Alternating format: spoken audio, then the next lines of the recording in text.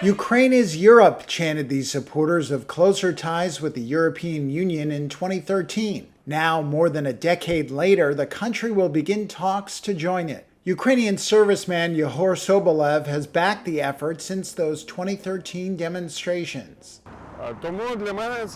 For me, it's about fulfilling one's dreams. Sometimes it is very hard to fulfill your dreams. Sometimes it means riot police batons or the shots fired from Russian tanks or hits by Russian missiles or UAVs. But we Ukrainians know how to fulfill our dreams.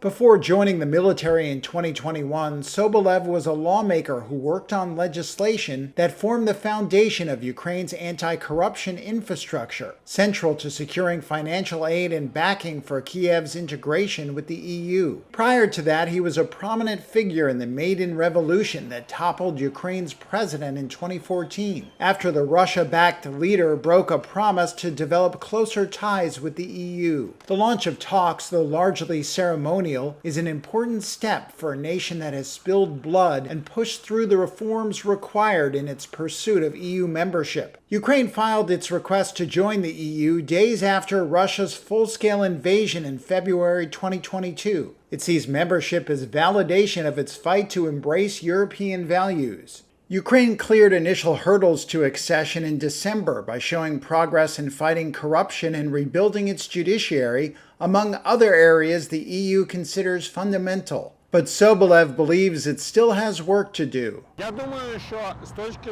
think that from the point of view of courage, will, and the ability to stand up for one's values, we are already inside the European Union, and we can share this knowledge. From the point of view of our ability to manage our government, to choose honest officials, to create a judicial system, we are at the back of the room, and we still have a lot to learn. The negotiations with the EU are expected to take years to conclude.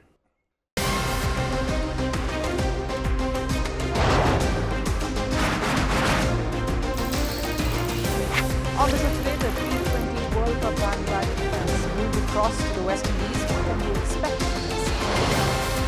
Hello, I'm Alison Green, coming to you from Durban, South Africa. Today we have a special show. We start with a report on India's shifting nuclear posture. The first time since India officially became a nuclear power. Hello and welcome to Firstpost.